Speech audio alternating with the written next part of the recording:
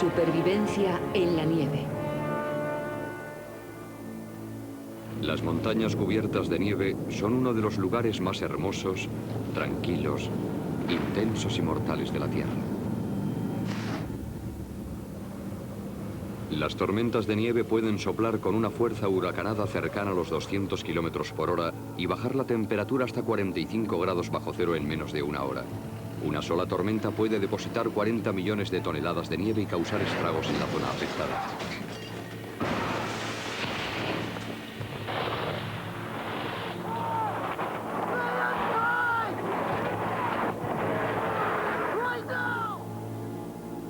El cuerpo humano no es rival para el mundo helado. Si se ve expuesto a temperaturas de frío extremo, sufrirá extenuación e hipotermia. La muerte puede sobrevenir en cuestión de horas. Aún así, hay ciertas personas que se vieron golpeadas por el puño helado del invierno y han sobrevivido. Esta es la cordillera de las Cascadas que atraviesa Oregón, en la costa noroeste de Estados Unidos. El Parque Natural del Monte Hood tiene una extensión de 400.000 hectáreas. Es la región más visitada del estado, pero este benévolo paisaje puede mostrarnos su otra cara. La familia McIntyre la vivió un día. Supervivencia ha reconstruido su trágica experiencia.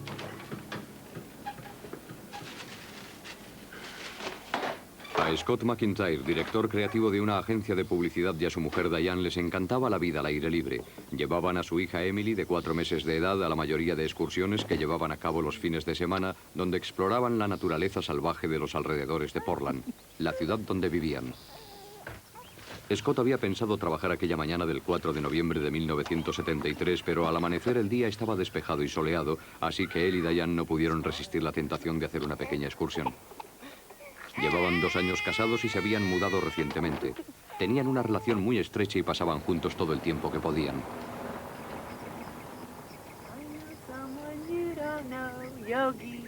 Yogi, I know someone you don't know. Yogi, Yogi Bear. Yogi, Yogi Bear. Hey, boo-boo. Yogi, Yogi Bear. I know someone you don't know. Yogi, Yogi Bear. Where's my picnic basket? El sábado decidimos ir a las fuentes termales en Buckby. No habíamos ido nunca y pensamos que era un buen lugar para hacerlo. Estaba a 1 hora en coche en un lugar bastante apartado, en unas montañas a las que se llega por la carretera 224. Desde el estacionamiento había que caminar unos 30 minutos para llegar a las fuentes termales. Era un paseo precioso de unos 2,5 kilómetros a través de una zona aforestada. Nos lo estábamos pasando fenomenal. En Buckby, las aguas termales manan de entre las rocas y llenan unas bañeras comunales hechas con troncos de cedro. Es un lugar muy frecuentado los fines de semana. Me sentía muy feliz, orgulloso. A Diane se la veía tan satisfecha con nuestra hija. Me acuerdo de lo guapa que estaba.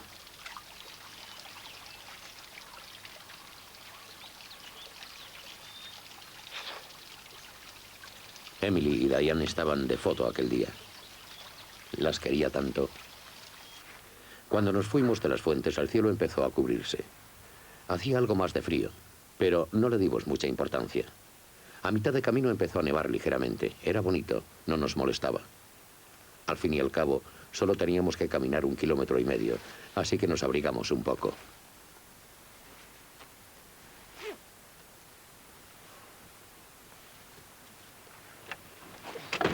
Cuando llegamos al coche caía mucha nieve y empezaba a cuajar. Me preocupaba que Diane y Emily se resfriaran, así que nos metimos en el coche y bebimos un poco de chocolate caliente. Luego nos comimos los sándwiches que yo había preparado. Me acuerdo que eran de salchichón. Diane no comió mucho. Estaba ocupada dándole el pecho a la niña. Comentamos lo rápido que había cambiado el tiempo. Ahora nevaba copiosamente.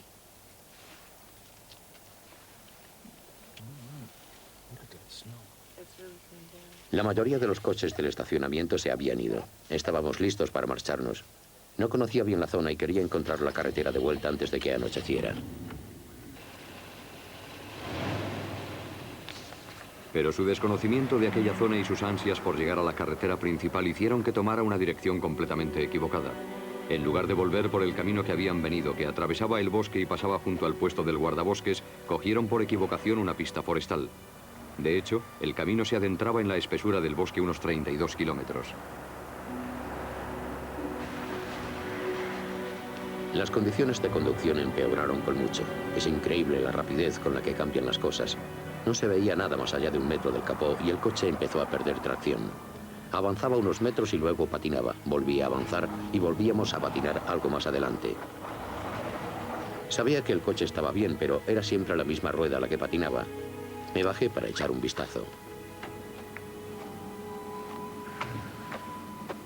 La semana anterior Scott había tenido un pinchazo. Había puesto la rueda de repuesto y se había olvidado. No tardé mucho en darme cuenta de por qué patinábamos. La rueda tenía menos dibujo que una bola de billar. Le dije a Diane que tenía que subir el coche con el gato. Me puse a cambiar la rueda. ¡Qué desastre! ¿Cómo pude ser tan idiota?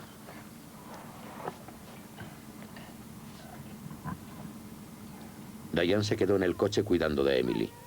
Al menos tenía una rueda de repuesto con dibujo. Pero de repente no me lo podía creer. La rueda de repuesto estaba pinchada. Entonces empecé a preocuparme de verdad.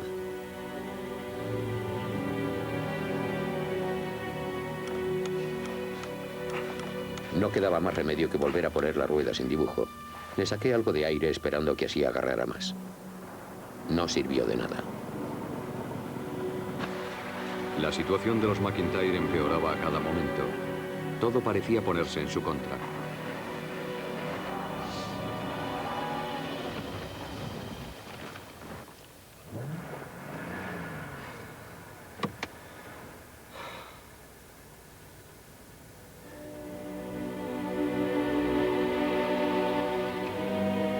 El coche se quedó atascado. Scott sabía que poco podía hacer para sacarlo.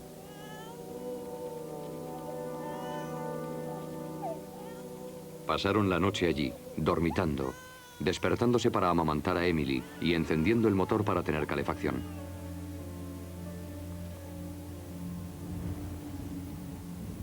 Al día siguiente, domingo, era el cumpleaños de Diane, 31 años. No quedaba más remedio que irse de allí, pues me imaginaba que no estábamos a más de 8 kilómetros del puesto del guardabosques. Supongo que lo que tenía que haber hecho era ir por ayuda y dejar a Diane con el niño en el coche, pero no se me ocurrió. Todo lo hacíamos juntos.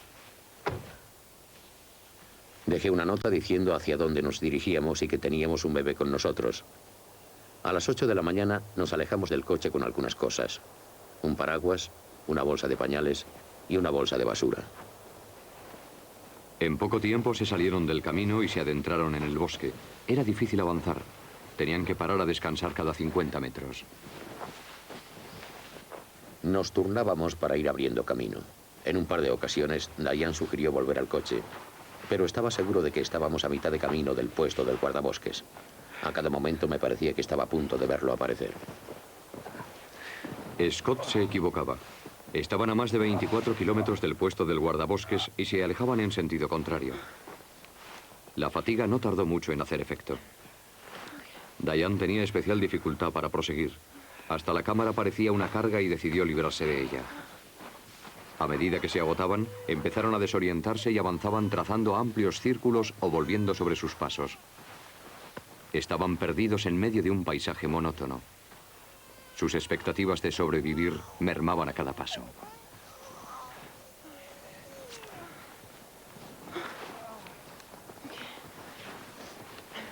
Llevábamos 2 horas caminando por la nieve cuando Diane se detuvo. Creía que se había desmoronado y que ya no podía más, pero quería parar a dar el pecho a Emily. Estábamos muy cansados y teníamos sed. Era increíble. A pesar de todo, el instinto materno de Diane fue tan fuerte. Supongo que era eso lo que la empujaba. Estaba preocupada por no tener suficiente leche para Emily. Pensaba que si se deshidrataba podría quedarse sin leche, así que decidió comer nieve por el bien de Emily.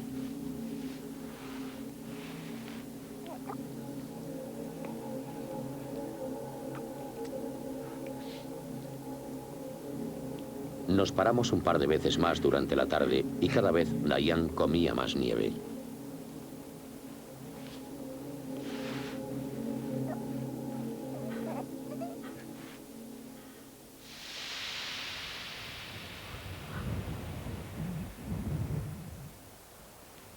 Al final de la tarde, se hundían en la nieve hasta el muslo, a veces hasta la cadera.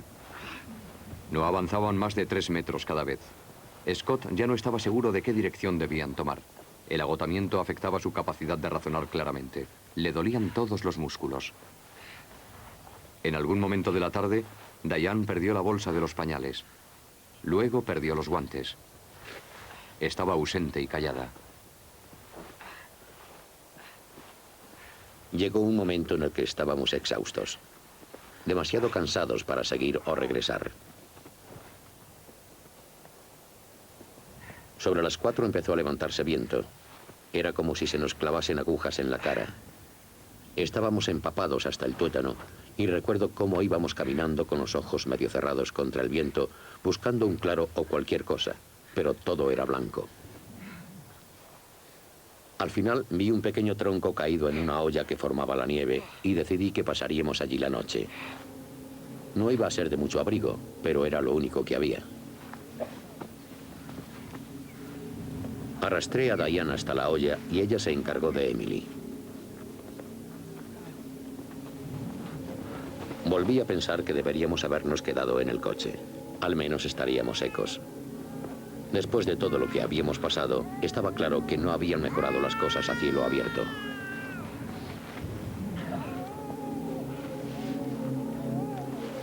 Diane se derrumbó en aquel hueco. Estaba agotada cuando se metió. La zanja no era lo bastante profunda como para darles un cobijo real, y Scott estaba demasiado cansado y no lograba cavar más que algunos puñados de nieve. Se resguardaron todo lo que pudieron dentro, pero aún así estaban peligrosamente expuestos a la intemperie. Le dije a Diane que si pudiéramos meternos bajo el tronco, podríamos tumbarnos invertidos y calentarnos mutuamente los pies metiéndolos en las axilas del otro. Lo había aprendido en un entrenamiento de la Guardia Nacional, pero no había bastante sitio. En su lugar nos cubrimos los pies con la bolsa de basura y luego nos juntamos poniendo a Emily entre ambos. Teníamos los pies tan helados que no los sentíamos. Bromeamos con que si perdíamos los pies por congelación tendríamos que remodelar la casa para adaptarla a las sillas de ruedas. Aún podría trabajar como director creativo para la agencia. Intentábamos no desmoralizarnos. Entonces empezó a nevar copiosamente, así que nos apretujamos, dispuestos a pasar así la noche.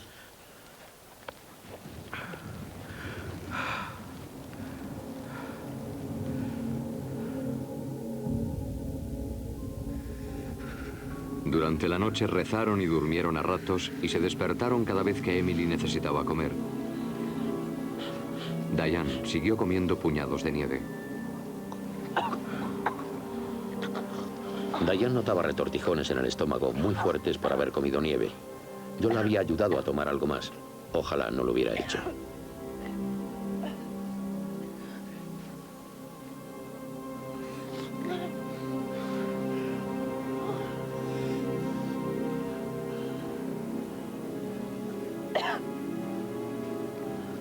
La quería tanto.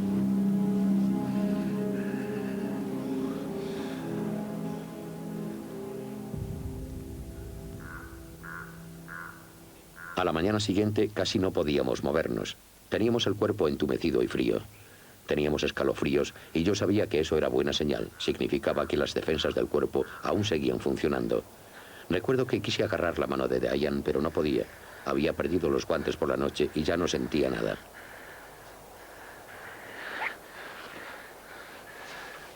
Comentaron la posibilidad de no sobrevivir e intentaron encontrar una explicación. Parecía todo una locura.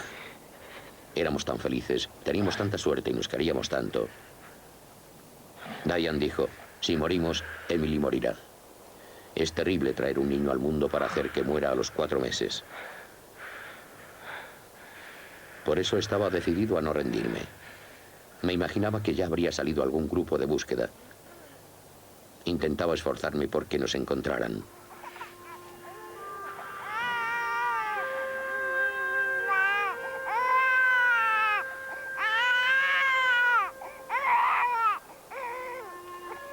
Habían pasado 36 horas desde que habían salido de Bagby. Diane iba empeorando. Empezó a murmurar cosas incoherentes, pero seguía teniendo presente a Emily. Comió más nieve.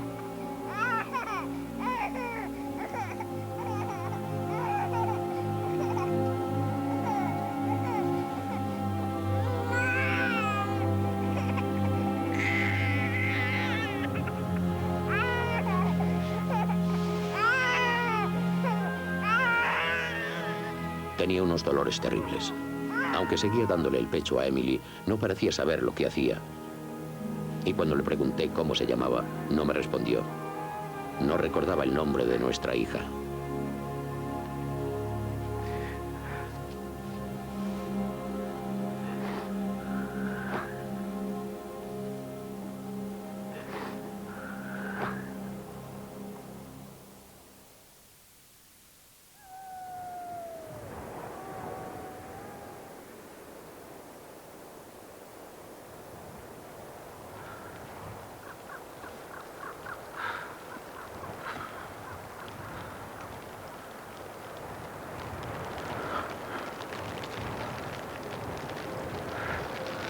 Diane?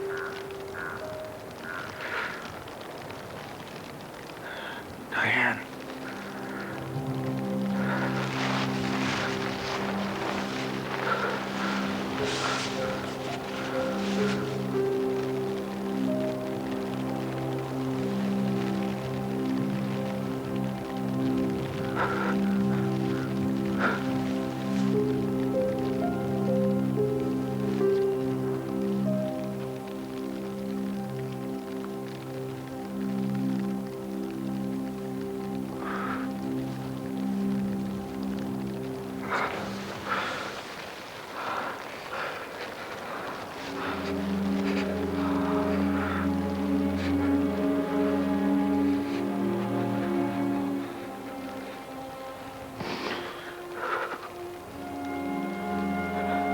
No se puede culpar a nadie por la muerte de Diane.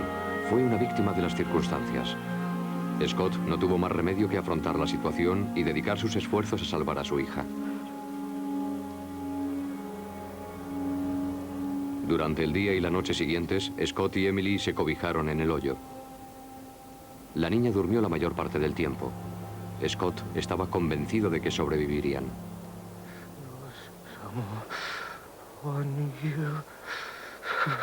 Don't know, Yogi, Yogi. I know someone you don't know, Yogi, Yogi Bear.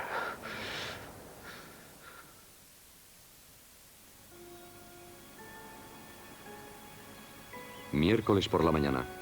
Han pasado 72 horas desde que dejaron el coche.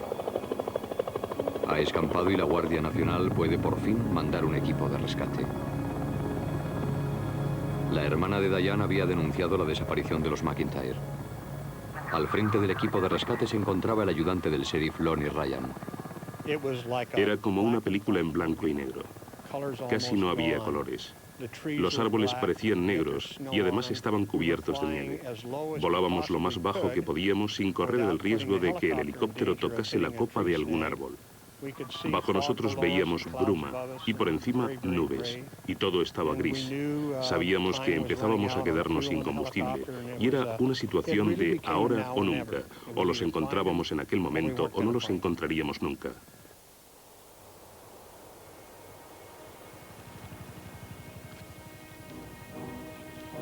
No sé cuándo oí el helicóptero por primera vez. Quizá lo hubiera oído antes en mi cabeza, como si fuera algo que soñase despierto. Pero no era un sueño, era real.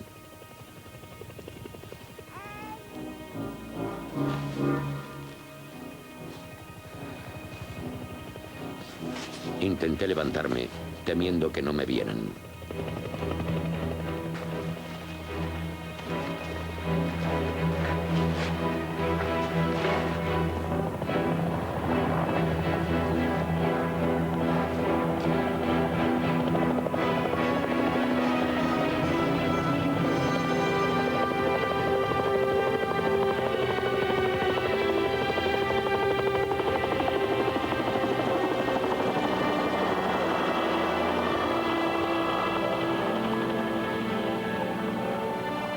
No recuerdo qué pensaba en aquel momento, solo que me había salvado. Emily se había salvado, pero Diane había muerto.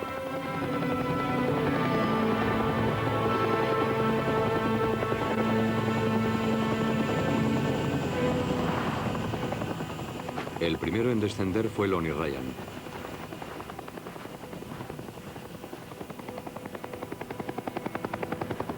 Un fotógrafo de prensa volaba con el equipo de rescate. Captó el momento en que Scott entregaba a Emily al ayudante del sheriff.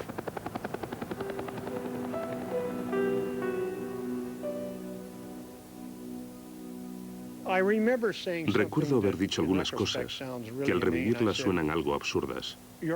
Usted es Scott McIntyre. Hemos venido a buscarlo. Como si no supiera quién era. Él respondió que sí. Había pasado la noche del lunes y parte de la mañana del martes, asumiendo la muerte de Diane. A mí me dejó impresionado su compostura. Me sorprendía su templanza. Siento una gran admiración por lo que hizo por Diane y por el bien de Emily, porque lograron salir adelante con su ayuda mutua. El motivo por el que recuerdo este caso, más que el resto, es porque se trataba de una pareja joven, muy enamorada, con un bebé muy pequeño al que adoraban. Tenían todo aquello por lo que merece la pena vivir. Y por una sencilla excursión de sábado,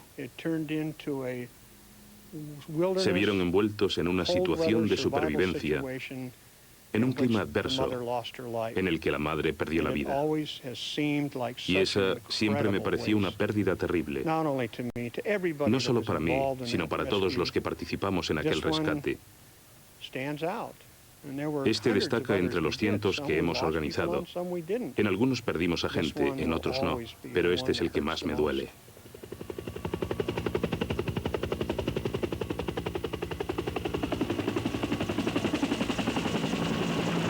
Trasladaron a Scott y a Emily al hospital Wilmette de Portland, donde fueron atendidos por el doctor Cameron Banks, un renombrado experto en tratamiento de daños causados por el frío.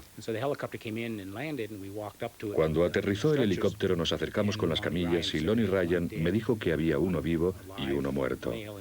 Un hombre y un bebé habían sobrevivido. Diane murió de hipotermia. Cuando la gente muere de hipotermia, muere sin dolor. El corazón empieza a latir cada vez más lento hasta que se detiene. Scott lo había asumido bastante bien, en parte porque había hablado con Diane sobre la posibilidad de morir. No lo cogió desprevenido. No fue una muerte repentina, pues aceptaron el hecho de que ambos morirían y estaban preparados para afrontarlo.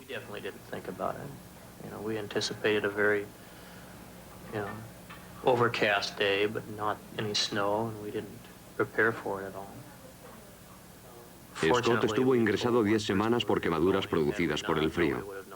Para pasar el tiempo, usó todo su talento de artista para grabar el paulatino deterioro de los dedos de sus pies. Pasadas las semanas, los tejidos se ennegrecieron y murieron.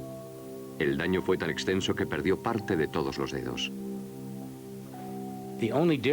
La única diferencia entre la situación de supervivencia de Scott y Diane es que ella ingirió grandes cantidades de nieve porque pensaba que era necesario para seguir teniendo leche en los pechos. Diane comió tanta nieve que redujo la temperatura de su cuerpo, lo cual le produjo la muerte por hipotermia. Comer nieve con moderación puede proporcionar los líquidos necesarios, pero en cantidades excesivas socava la energía y reduce la temperatura corporal. La ingestión de nieve que hizo Diane fue la causa principal de su muerte, pero tenía un terrible dilema: morir de deshidratación o de frío. Eligió esta última para que Emily pudiera seguir viviendo. Emily solo sufrió un sarpullido debido a los pañales. Sobrevivió porque sus padres no le quitaron la ropa y compartieron su calor corporal con ella. Los niños, especialmente los bebés de 4 meses, son muy sensibles al frío y llegan a una muerte por hipotermia mucho más rápido que los adultos. El hecho de que su hija siguiera viva es realmente milagroso y un mérito para ellos. La historia de los McIntyre demuestra cómo una serie de incidentes y sucesos insignificantes, un cambio repentino del clima, una rueda sin dibujo, un camino equivocado, pueden acabar en tragedia. Eran una familia que no estaba preparada. Y esa situación es demasiado común. In the Dakotas, rescue teams are searching for people missing or stranded in the heavy storms. Until late last night, climbing party, officials gathered and the search was on. But outdoors, things ground to a halt almost before they began. Poor visibility made climbs. Cuanto más aumenta la popularidad de los deportes de aventura y la gente busca más diversión en las actividades realizadas en climas fríos, crece la necesidad urgente de comprender cuáles son las causas de los daños provocados por el frío y su prevención. En el Instituto de Medicina Naval de Portsmouth, en el Reino Unido, varios investigadores médicos intentan descubrir por qué el hombre es tan vulnerable al frío. El cirujano jefe Howard Oakley es uno de los mayores expertos en este campo. El hombre es un animal tropical. No está bien adaptado para vivir en el frío. Para paliarlo hace uso de la ropa, que lo mantiene vivo en ambientes fríos. En una sala de temperatura controlada, una cámara de creación de imágenes térmicas mediante infrarrojos muestra la distribución del calor y del frío. Las temperaturas están representadas por colores. El blanco es el más cálido y el negro el más frío. Aquí puede verse como el torso está más caliente que las piernas.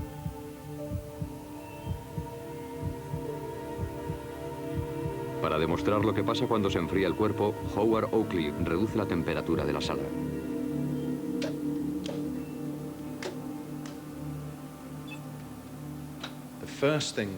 Lo primero que ocurre es que el tejido que está en contacto directo con el aire, o sea, la piel, reacciona. Y se nota cómo la piel se vuelve más pálida y se vuelve fría al tacto. Eso se produce porque los vasos sanguíneos de la piel se han cerrado. Después de varios minutos en un ambiente frío, la cabeza, la cara y los brazos cambian de temperatura. Las orejas y la nariz están más frías, en rosa, azul o si están muy frías en negro. A medida que baja la temperatura, el riego en las extremidades se reduce drásticamente. En esta película acelerada, los dedos se vuelven azules a medida que se desvía la sangre al torso para proteger los órganos más vitales, como el corazón.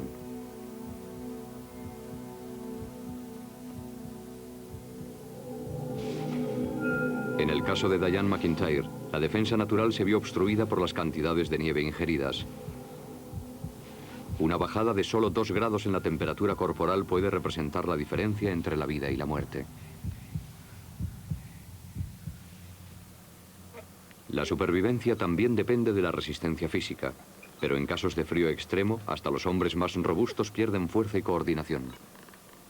La fuerza prensil de este hombre es normalmente superior a 400.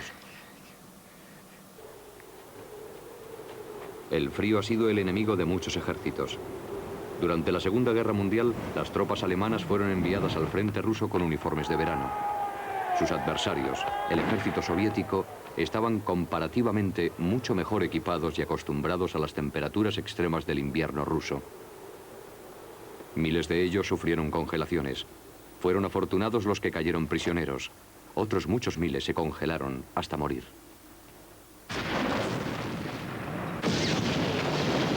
La Guerra de las Malvinas en 1982 se vio condicionada por motivos similares. El conflicto fue un asalto anfibio. Las tropas desembarcaban en aguas profundas. La mayoría de los soldados estuvieron empapados durante semanas. Howard Oakley sirvió en aquella campaña. Sabíamos que casi la mitad de nuestras tropas del frente no podían ponerse las botas porque tenían los pies muy hinchados. Si eres soldado de infantería y no puedes ponerte las botas, tienes un problema muy grave.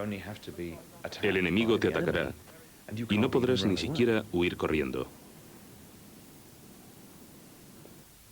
Una década después, las tropas volvieron a ignorar los peligros potenciales de la exposición al frío durante la Guerra del Golfo. Muchos pensaron que en el desierto siempre hacía calor, y no es así. Por la noche las temperaturas pueden llegar a ser de algunos grados bajo cero. La escarcha cubre el material para el desierto.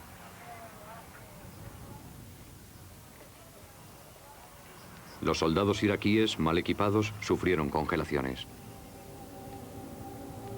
Con la congelación, los tejidos se hielan. Si se produce muy rápido, el líquido que hay dentro de cada célula se congela y forma un cristal de hielo. Entonces, los cristales de hielo rompen las paredes de la célula y el tejido, piel, músculo y nervios comienza a descomponerse. En algunos casos graves se solidifica. Y el tejido no vuelve a regenerarse tras la descongelación. En los casos más extremos, no hay otra alternativa que la amputación.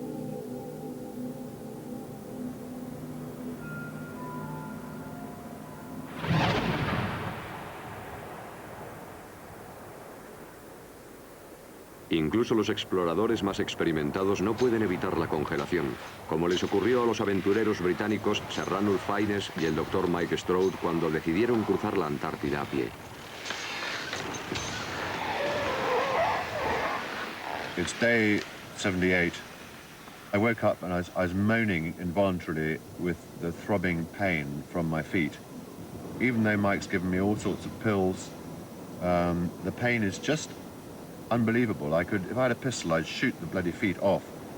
My fingers are now in a pretty bad state, and it's very unpleasant doing anything during the day, touching anything, even with tape on. And they hurt like hell at night. Needles, hot needles in the ends of your nails. Tanto en los campos nevados de la Antártida como en cualquier desierto, el cuerpo tiene un mecanismo de defensa muy importante. El escalofrío. La piel de gallina eriza el pelo del cuerpo y atrapa el aire caliente. Los dientes castañetean. Estas contracciones incontrolables y descoordinadas de los músculos producen calor. El cuerpo crea 5 veces más calor temblando que permaneciendo quieto. Pero hay otra forma mucho más eficaz de entrar en calor. Si uno está en un ambiente frío y puede hacer ejercicio, esa es una excelente manera de generar calor. El gran problema del ejercicio es que se tiene que adecuar la ropa a dicha actividad, porque tan pronto se empieza a producir calor, el cuerpo empieza a sudar. Y si uno se moja la ropa con sudor, en el momento en que se deja de hacer ejercicio, o incluso se reduce el ritmo, se producirá un enfriamiento del cuerpo. El frío y la humedad, en concreto la ropa húmeda, son una combinación mortal.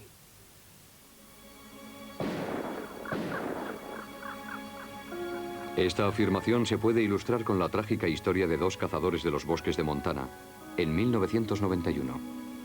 Bob Haynes y su cuñado Jerry O'Connor salieron a cazar un alce. No era una actividad deportiva. Sus familias eran pobres y necesitaban carne. Cazaron un alce de casi 300 kilos, pero cuando iban a llevarlo hasta su vehículo, se vieron atrapados en una tormenta de nieve. Eufóricos con la presa, no prestaron atención al empeoramiento del clima. Ambos llevaban pantalón vaquero, chaqueta y camisa de algodón.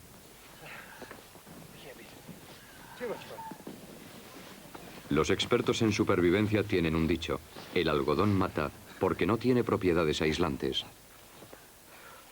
Solo uno de ellos llevaba gorra. El 50% del calor corporal se pierde por la cabeza y el cuello. Mientras arrastraban el alce, ambos aumentaron su temperatura corporal y sudaron mucho. La nieve y el sudor les empapaba la ropa. Cuanto más tiraban del alce, más se reducían sus esperanzas de supervivencia.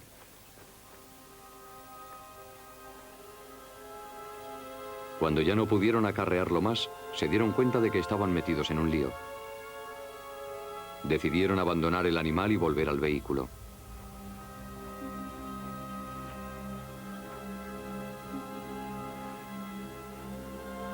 Caminaron durante horas bajo una fuerte nevada.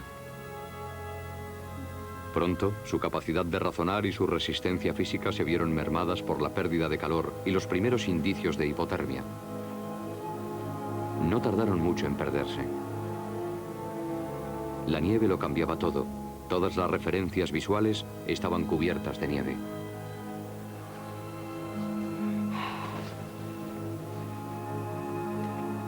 Tras aquel esfuerzo físico comenzaron a sentir frío y se detuvieron para encender un fuego, pero las ramas verdes no ardían. A 3 metros de allí había un árbol muerto que habría prendido bien, pero la hipotermia había afectado su capacidad de razonar. Se dieron por vencidos con el fuego y decidieron seguir adelante, cada vez más exhaustos.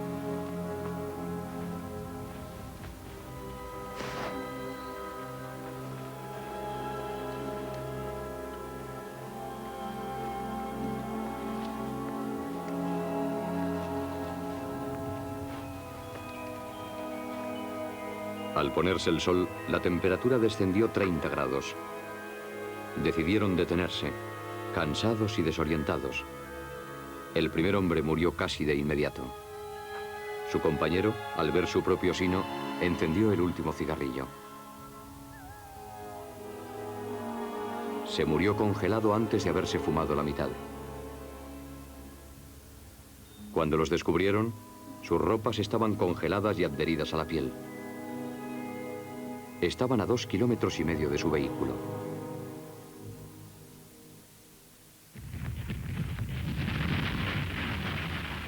Una luz, un fenómeno terrible.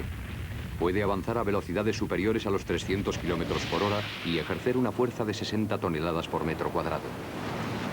Un pequeño alud puede contener suficiente nieve como para llenar un rascacielos de 100 pisos. Es capaz de diezmar bosques maduros, capaz de arrasar pueblos enteros en cuestión de segundos. La mujer que vivía en esta casa murió en el acto.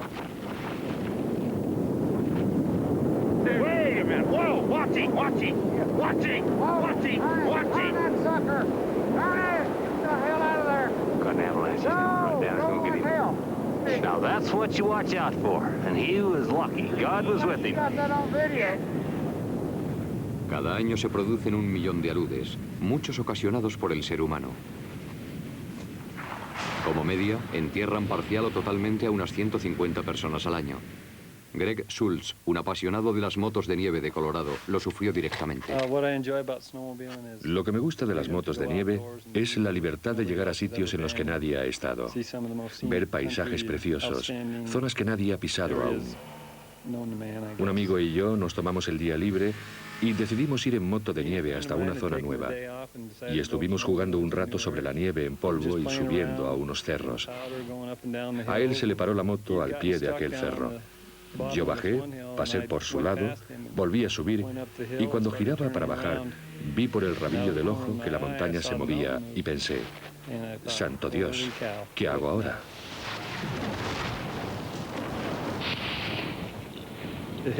Me golpeó como una ola grande de la playa. Me arrancó de la moto. Greg tuvo suerte. Otros deportistas se apresuraron a socorrerlo. Uno de ellos captó estos momentos extraordinarios con su cámara. Creían que iban a tardar 12 o 15 minutos en llegar hasta mi cabeza y pensaron, este tío se nos ha ido. Habrá que bajarlo en una caja e iremos a su entierro la semana que viene.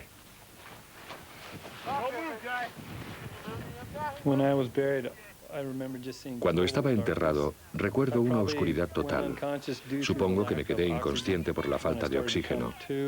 Cuando volví en mí, recuerdo cómo mis amigos me gritaban que iba a salir de esa, y cavaban como locos con las manos y los pies y con la visera de un casco a modo de pala.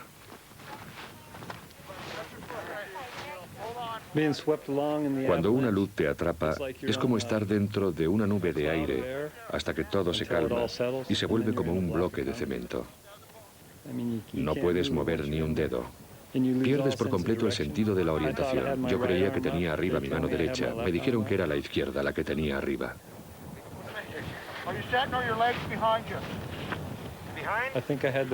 Creo que tenía voluntad de sobrevivir. Sabía que aquel no era mi momento para dejar esta vida y tenía buenos motivos. Mis amigos y mi familia son las cosas más importantes. No quería morir aquel día. Me quedaba mucho por hacer en la vida. Si alguien me hubiera dicho que me iba a pillar una luz, le habría respondido, eso le pasará a otro. Eso no me puede pasar a mí. No les tenía mucho respeto antes de que me pasase. Ahora que lo he vivido, veo que la madre naturaleza tiene mucho control, mucho más control de su entorno que tú.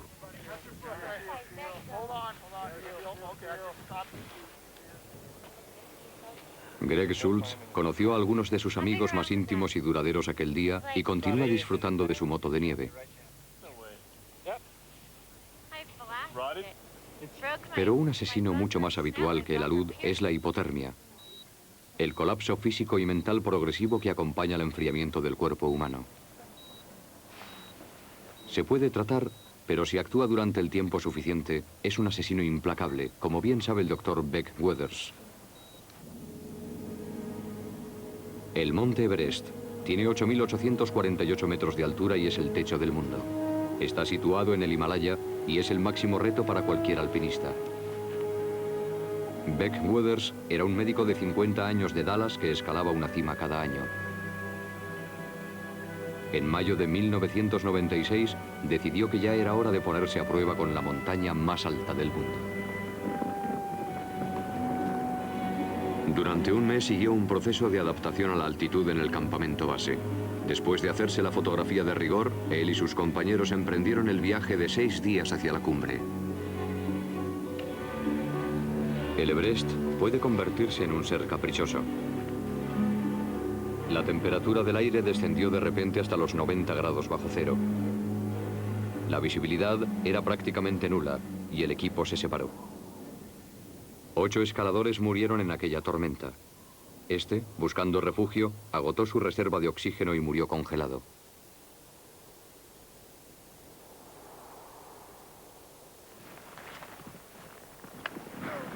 Cuando escampó un poco, aquellos que habían permanecido juntos salieron a buscar a los que se habían perdido. Después de algunas horas, encontraron a Beck Weathers. Tenía la cara cubierta de hielo y apenas quedaba vida en su cuerpo. Estaba frío y rígido y parecía no respirar. Casi no tenía pulso. Un claro indicio de la hipotermia. Exhaustos y casi sin oxígeno, sus posibles rescatadores lo desahuciaron. Lo taparon lo mejor que pudieron, por consideración, como se cubre un cadáver, y lo abandonaron. Durante 15 horas permaneció tirado en la montaña dado por muerto. Su cerebro acusaba la falta de oxígeno en el aire.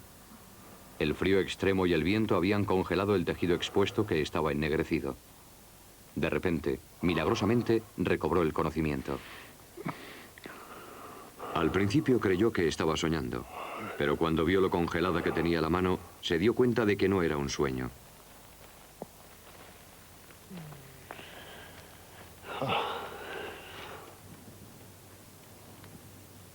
Pensó en su familia e hizo acopio de fuerzas. Weathers empezó a descender la montaña. Estaba ciego de un ojo y tenía limitada la visión en el otro, pero tomó por casualidad la dirección correcta.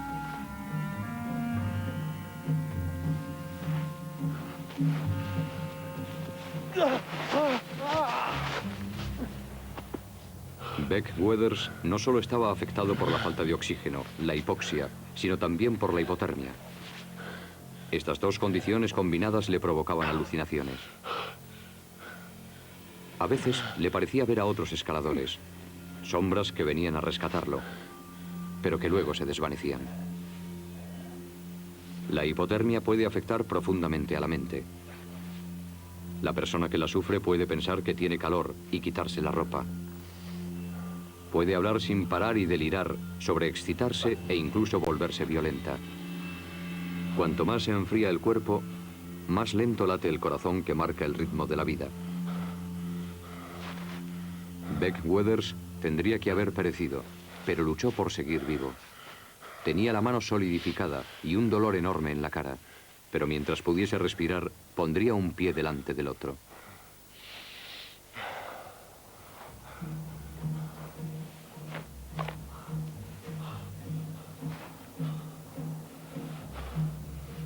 Le pareció ver una tienda, pero no estaba seguro de si eran rocas.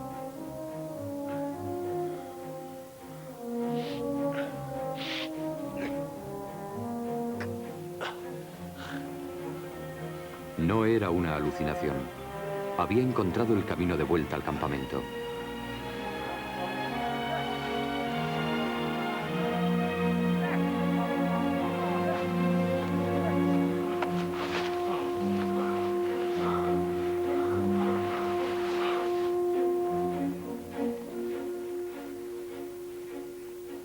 Fue evacuado por aire en la operación de rescate con helicóptero realizada a más altura en la historia, tras lo cual pasó meses ingresado en un hospital.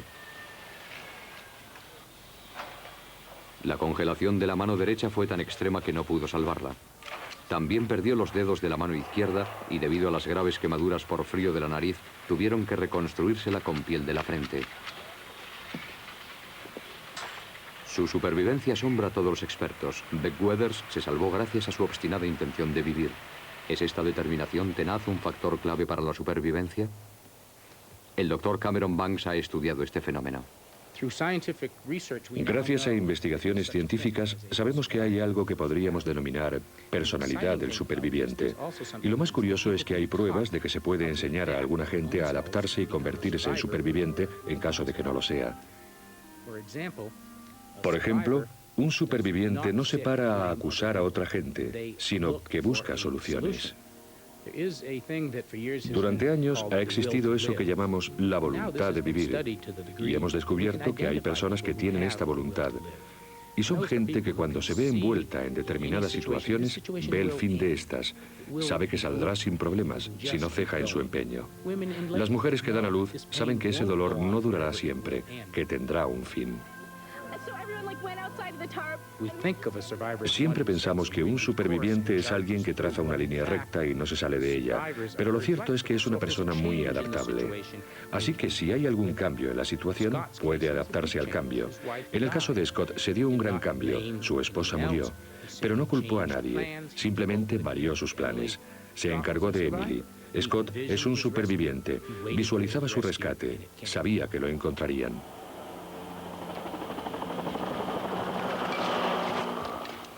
La tragedia de los McIntyre fue un punto de inflexión en el estudio y planteamiento de la supervivencia y los rescates. Se han logrado muchas mejoras a raíz de la muerte de Diane. Los procedimientos y técnicas de rescate han variado. Se han dado nuevas formas, se ha mejorado el equipo y se están implantando programas de educación ciudadana. El Estado ha provisto de fondos a grupos como el de rescate en alta montaña de Portland, que se ha beneficiado de estos nuevos planteamientos. Rocky Henderson es su presidente. En Oregón hemos vivido casos terribles, algunos muy conocidos en la historia del alpinismo y en la historia de las actividades de tiempo libre. Y personalmente noto cómo están cambiando las cosas. En parte la gente es más precavida porque piensa, no quiero que esto me ocurra a mí. Y ahora nos reunimos una vez al mes y comentamos la última misión y hablamos de lo que salió mal y de los aspectos positivos de la nueva tecnología, de las nuevas energías, y así las cosas van mejorando. Los miembros voluntarios del equipo de rescate en alta montaña de Portland atienden unas 30 llamadas de urgencia al año. El fracaso o el éxito se basa en un entrenamiento estricto.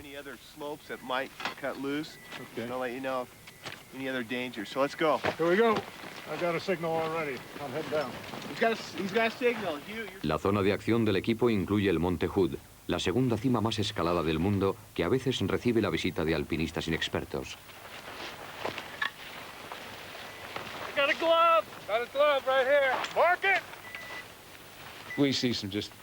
A veces nos encontramos con verdaderos inconscientes, gente con calzado deportivo, playeras y vaqueros, que pasaban por aquí, vieron la montaña y dijeron, «Hala, vamos a escalar un poco hoy».